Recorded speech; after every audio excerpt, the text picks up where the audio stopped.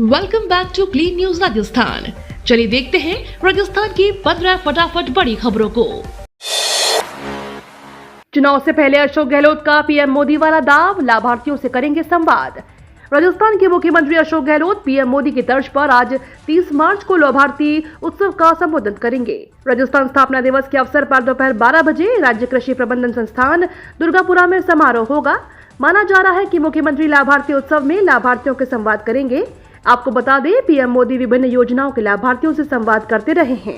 CM Ashok Gehlot ने tweet कर कहा, लाभार्थी उत्सव में 355 ब्लॉक और 33 जिलों के 2 लाख से अधिक सम्मानित लाभार्थियों व आम जनता से सीधा संपर्क कर नई सामाजिक सुरक्षा योजनाओं पर चर्चा करूंगा।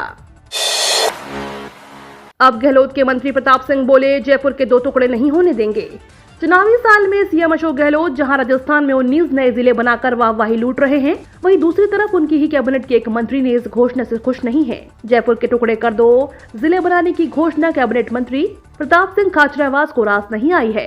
खाचरियावास का कहना है कि मैं जयपुर का बेटा हूं, जयपुर का जनप्रतिनिधि हूं, जयपुर से कैबिनेट मंत्री रहा हूं। हम सब जयपुर के विधायक चाहते हैं कि जयपुर को जयपुर ही रहने दिया जाए। जयपुर की आन बान शान और विरासत समेत इसका हेरिटेज एक ही रहना चाहिए। हम इसके टुकड़े नहीं करने देंगे। गहलोत का राहत भरा निर्णय, आंगनवाड़ी केंद्रों के कार्मिकों के मानदेय में 15% की बढ़ोतरी। राजस्थान के सीएम अशोक गहलोत ने आंगनवाड़ी केंद्रों और शिशु पालना गृह पर कार्यरत मानदेय कर्मियों को बड़ी राहत प्रदान की है। सीएम अशोक गहलोत ने प्रदेश में समेकित बाल विकास सेवाएं विभाग के आंगनवाड़ी केंद्रों एवं पशुपालना गृह पर कार्यरत मानदेय कर्मियों को दिए जाने वाले मानदेय के राज्यांश में 15% की वृद्धि करने के प्रस्ताव को मंजूरी प्रदान की है। वर्तमान में इन कार्मिकों को मानदेय का भुगतान केंद्र और राज्य सरकार द्वारा 60-40 के अनुपात में दिया जा रहा है। यह वृद्धि इन कार्मिकों को राज्य सरकार द्वारा दिए जा रहे कुल मानदेय का 15% होगी। इससे राज्य सरकार पर प्रतिवर्ष 70 करोड़ रुपए का वित्तीय भार आएगा। उल्लेखनीय है कि बजट वर्ष 2023-24 में मानदेय वृद्धि के लिए घोषणा की गई थी। जयपुर में 20 मिनट में हुए थे 9 धमाके और 71 की मौत। राजस्थान की राजधानी जयपुर में 13 मई 2008 में हुए सीरियल ब्लास्ट मामले में राजस्थान हाईकोर्ट ने 4 आरोपियों को बरी कर दिया है। जस्टिस पंकज भंडारी और जस्टिस समीर जैन की बेंच ने फैसला सुनाया है। उल्लेखनीय है कि 20 दिसंबर 2019 को चारों आरोपियों को ट्रायल कोर्ट ने फांसी की सजा सुनाई थी। जयपुर में 20 मिनट में ही एक के बाद एक 9 धमाके हुए थे, जिनमें 71 लोगों की मौत हो गई थी। हाई कोर्ट ने मामले में डेथ रेफरेंस सहित दोषियों की ओर से पेश 28 अपीलों पर यह फैसला सुनाया है। मामले में एटीएस ने भरोसे के लायक सबूत नहीं दिए, इसलिए कोर्ट ने सभी सबूत खारिज कर दिए। सरकारी डॉक्टर ने भी हो रहे थे लामबंद, पर सीएम की एक चेतावनी और वापस लिए कदम। राजस्थान में स्वास्थ्य अधिकार विधेयक के खिलाफ सरकारी डॉक्टर्स ने भी निजी चिकित्सकों के पक्ष में आवाज बुलंद करनी शुरू की थी। सरकारी डॉक्टर बुधवार को 1 दिन की हड़ताल पर चले गए थे। इसी बीच राज्य सरकार ने चेतावनी दी थी कि यदि कोई सरकारी डॉक्टर या कर्मचारी बिना इजाजत की छुट्टी लेता है तो उसके खिलाफ सख्त कार्रवाई की जाएगी।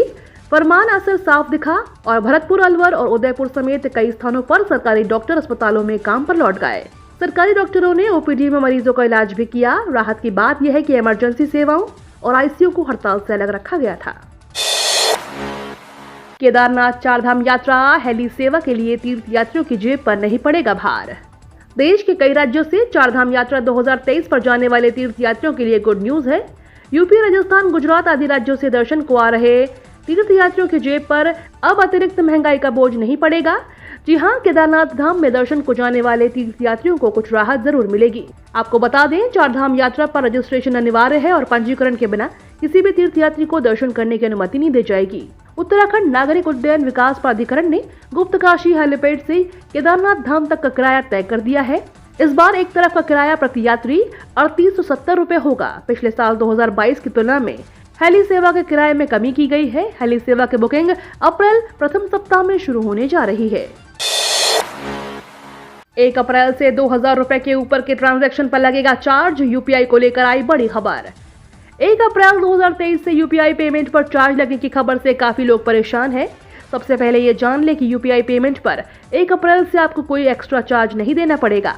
देश में यूनिफाइड पेमेंट इंटरफेस की व्यवस्था देखने वाली संस्था NPCI national payment corporation of India ने बुधवार को स्पष्टीकरण जारी कर सोशल मीडिया पर भी जानकारी दी। एनपीसीआई केवल प्रीपेड पेमेंट इंस्ट्रूमेंट्स पर प्रस्तावित शुल्क पर लागू करेगा। इससे खाते के बीच होने वाले लेन देन पर कोई फर्क नहीं पड़ेगा। प्रीपेड पेमेंट इम्प्रूवमेंट जैसे वॉलेट क्रेडिट कार्ड से यूपीआई पेमेंट करते हैं तो आपको इंटरचेंज फीस देनी होगी। 2000 रुपए से अधिक की राशि के लिए यूपीआई पर पीपीआई का उपयोग करने से 1.1% शुल्क के रूप में देना होगा। अशोक गहलोत के इस बड़े फैसले से राजस्थान के हजारों युवाओं को मिलेगी सरकारी नौकरी। राजस्थान के मुख्यमंत्री अशोक गहलोत ने चुनाव से 8 महीने पहले 3 संभाग और 19 जिले बनाकर एक तीर से कई निशाने साधे हैं। सीएम गहलोत के इस कदम ने जहां कई विरोधियों का हृदय परिवर्तन कर दिया है तो वहीं बेरोजगारों की भी चांदी कर दी है। नए जिले और नए संभाग मुख्यालय बनने से प्रदेश के हजारों रोजगार के अवसर भी पैदा होंगे। जिला कलेक्टर से लेकर निचले स्तर पर बाबुओं की जरूरत होगी। इससे आईएएस, आईपीएस अधिकारी से लेकर निचले तबके तक के कई पद सृजित होंगे, जिसका सीधा फायदा सरकारी नौकरी के इंतजार में बैठे हजारों बेरोजगारों को होगा। राजस्थान का फिर बिगड़ा मौसम, किसान बचा ले अपनी फसल।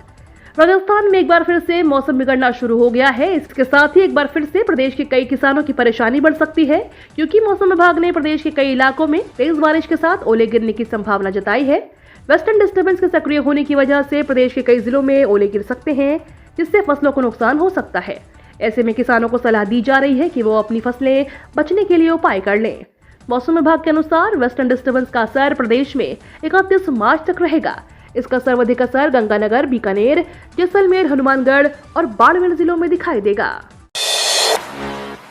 राजस्थान सरकार करा रही रामेश्वरम के लिए फ्री यात्रा। राज्य सरकार की वरिष्ठ नागरिक तीर्थ यात्रा योजना के तहत बुधवार को जयपुर के दुर्गापुरा रेलवे स्टेशन से रामेश्वरम के लिए विशेष ट्रेन रवाना हुई। देवस्थान मंत्री शकुंतला रावत ने ट्रेन को हरी झंडी दिखाकर रवाना किया।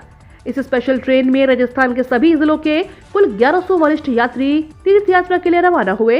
इनमें जयपुर से 726 यात्री रवाना हुए। रामेश्वरम के लिए रवाना हुए यात्रियों के चेहरों पर खुशी नजर आई। इस दौरान राजस्थान लघु उद्योग विकास निगम के अध्यक्ष राजीव अरोड़ा ने मुख्यमंत्री अशोक गहलोत का संदेश तीर्थ यात्रियों को पढ़कर सुनाया। यूक्रेन से लौटे मेडिकल छात्रों के लिए खुशखबरी, एमबीबीएस डिग्री हासिल करने का मिलेगा एक और मौका। यूक्रेन युद्ध के बाद भारत लौटे छात्रों के लिए अच्छी खबर है। इन छात्रों को अब भारत में एमबीबीएस की डिग्री हासिल करने का मौका मिलेगा। हालांकि ये मौका केवल एक बार ही मिलेगा। इसको लेकर केंद्र सरकार ने घोषणा की है। उन्होंने कहा कि यूक्रेन से लौटे मेडिकल छात्रों को देश में एमबीबीएस परीक्षा पास करने का मौका दिया जाएगा। सरकार ने सुप्रीम कोर्ट को सूचित करते हुए बताया कि छात्रों को किसी भी मौजूदा मेडिकल कॉलेजों में नामांकन के लिए बिना एमबीबीएस पार्ट 1, पार्ट 2 को पास करने का अंतिम मौका दिया जाएगा। केंद्र ने कहा कि थ्योरी परीक्षा भारतीय एमबीबीएस परीक्षा के पाठ्यक्रम पर आधारित होगी और प्रैक्टिकल कुल नामित सरकारी कॉलेजों में आयोजित किए जाएंगे। इनकम टैक्स पेयर्स को मिलेगा अब तक का सबसे बड़ा तोहफा। मोदी सरकार की तरफ से गरीबों और किसानों के लिए राशन कार्ड, पीएम किसान और आयुष्मान भारत समेत कई योजनाएं संचालित की जा रही हैं। अब सरकार की तरफ से मध्यम वर्गीय परिवारों के लिए नई सौगात लाई जाने वाली है। इसे आयुष्मान भारत 2.0 के नाम से जाना जाएगा। इसमें मिडिल क्लास परिवारों के सदस्यों को कवर किया जाएगा। इससे देश के करीब 40 करोड़ लोगों को राहत मिलने की उम्मीद की जा रही है। वंदे भारत ट्रेन पर यह काम करना पड़ेगा भारी, 5 साल की होगी जेल। केंद्र सरकार ने कई राज्यों में वंदे भारत ट्रेनों की शुरुआत की है। इससे न सिर्फ यात्रियों के समय में बचत हो रही है, बल्कि उन्हें अन्य ट्रेनों की तुलना में बेहतर सुविधाएं भी प्राप्त हो रही हैं। हालांकि इन सबसे बावजूद पिछले कुछ समय में देखा गया है कि कई जगह वंदे भारत ट्रेनों पर पत्थरबाजी की घटनाएं सामने आई हैं।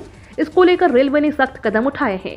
साउथ सेंट्रल रेलवे ने चेतावनी दी है कि यदि कोई वंदे भारत समेत बाकी की ट्रेनों पर पत्थरबाजी करते हुए पाया जाता है तो उसे 5 साल की जेल की सजा हो सकती है। किसानों की आमदनी बढ़ाने के लिए वित्त मंत्री का बड़ा ऐलान। वित्त मंत्री निर्मला सीतारमण ने सरकारी बैंकों से ग्रामीणों की आमदनी बढ़ाने के लिए किसान क्रेडिट कार्ड होल्डर्स को आसानी से कर्ज देने की अपील की है। वित्त मंत्री ने कुछ दिन पहले पब्लिक सेक्टर के बैंकों के मुख्य कार्यपालक अधिकारियों के साथ लंबी बातचीत की थी। इस दौरान उन्होंने तकनीक को उन्नत बनाने में रीजनल रूरल बैंकों की मदद करने को कहा था। लोन लेने वालों को अब अगले महीने मिलेगी राहत। एसबीआई रिसर्च की रिपोर्ट में लोन धारकों को बड़ी राहत दी गई है। एसबीआई की रिपोर्ट में उम्मीद जताई गई है कि आरबीआई अगले हफ्ते होने वाले एमपीसी की बैठक के दौरान रेपो रेट में लगातार हो रही बढ़ोतरी पर लगाम लगा सकता है। आरबीआई के इस कदम के बाद होम लोन चुकाने वाले और होम लोन लेने वाले दोनों ही तरह के लोगों को राहत मिलेगी। एसबीआई रिसर्च की रिपोर्ट में उम्मीद जताई गई है कि आरबीआई अप्रैल में बढ़ते रेपो रेट को रोक देगा। इस बार रेपो रेट की बढ़ती दर को रोकने को इसके पास कई कारण है। ये तो थी राजस्थान की बड़ी खबरें। रोजाना सबसे पहले अपडेट पाने के लिए क्लीन न्यूज राजस्थान को अभी सब्सक्राइब करें।